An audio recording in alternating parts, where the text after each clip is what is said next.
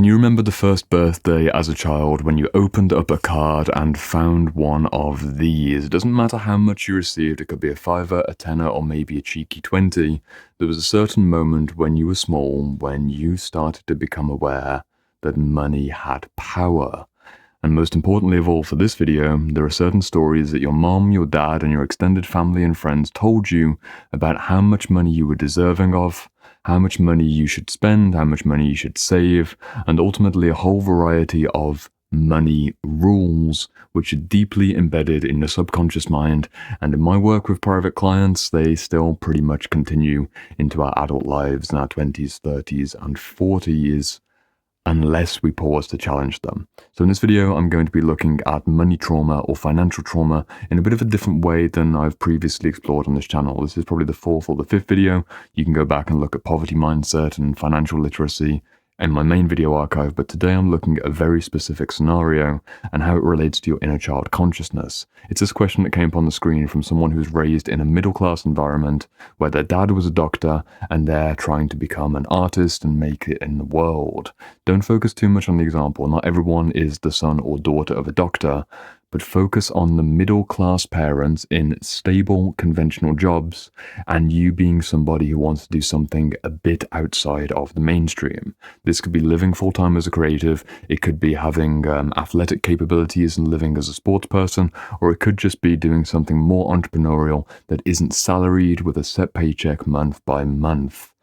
And it's a big issue if you've had parents who were raised within a very different environment, and there's a variety of money stories that typically create this massive internal emotional tension, and it typically shows up as feelings of low self-worth, low self-esteem, or general anxiety around your earning power over the long term. So I'm going to try and address a few of them with this framework of the particular viewer who's an artist, son of a doctor.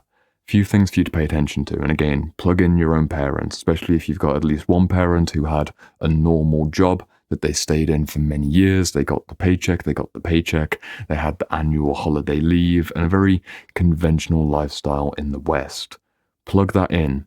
With a doctor, it's a particularly extreme example because this is someone who spent 7, 8, or 9 years studying in school, passing tests, following routines, doing the structure, going through residential training, doing a variety of specializations, but nonetheless, they followed a rulebook.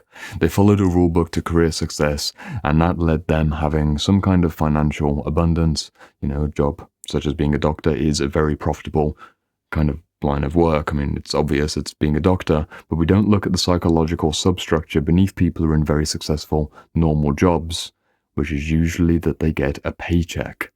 And if you're used to getting a paycheck and you're used to having reliable money coming in every month, that's all that you really know. So your daughter or your son, if they're going to go and do something which is unsafe, i.e. there's not a reliable paycheck every month, which is the case if you're an artist or someone who's doing something more entrepreneurially for many years, there's usually a lot of family conflict.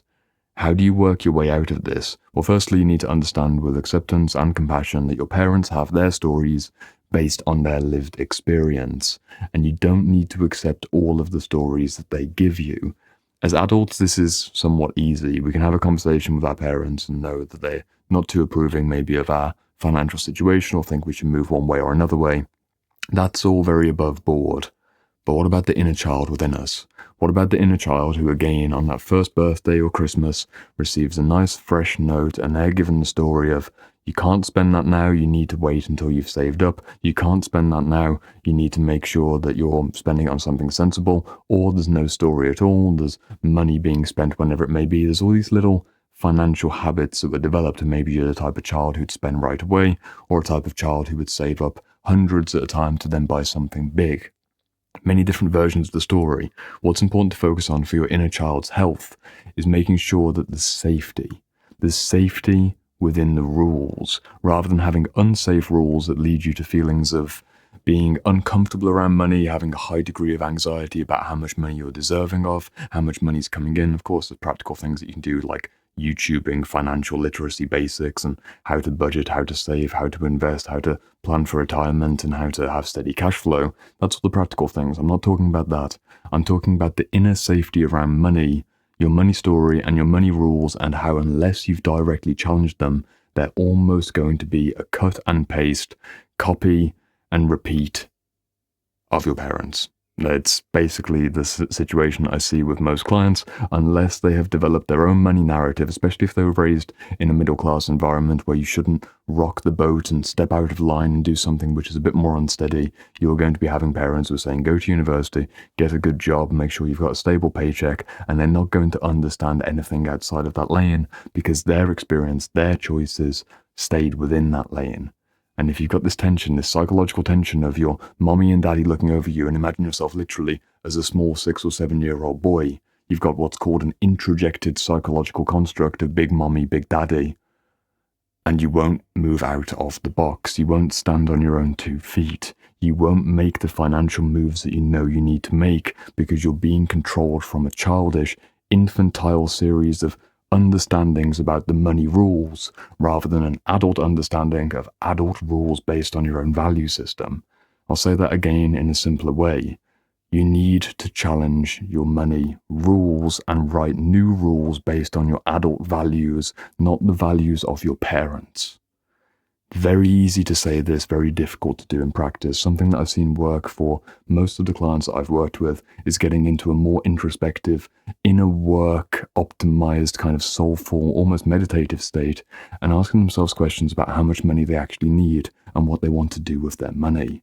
And for most people that I work with, that once they've gone past a kind of regular amount of money, let's say a regular, comfortable amount of money at the time of recording of, let's say, between £50,000 to £75,000 in the West, you're doing well for yourself.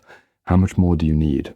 How much more do you need if primarily you want to spend time learning about your inner world, reading books, being creative, maybe being athletic or doing something that's involved in a community or something which is more spiritual?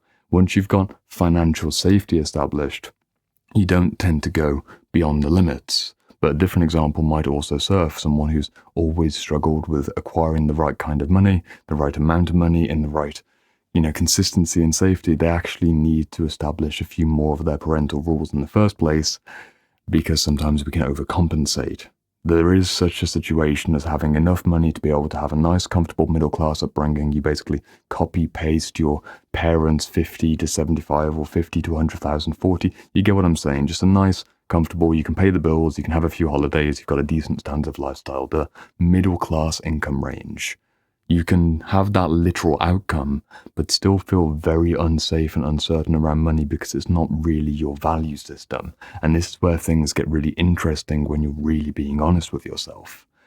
If you're someone who values time, and you value creative energy, and you value the time for introspection in particular, you'll notice that you're going to be faced with certain decisions where you need to reject money to have the time. And this means that you need to, in some cases, take on lower paying work temporarily so you can become a full-time artist. You do some kind of work out there part-time so you can have part-time work where you're being an artist, or you take on high-paying gig work for certain seasons of your life, so then for the other 6 months, say, of the year, you can be artistically inclined or otherwise traveling, doing whatever you need to do. There are many different ways to work out the specifics, which is why this video is almost getting rambly and I've lost the point.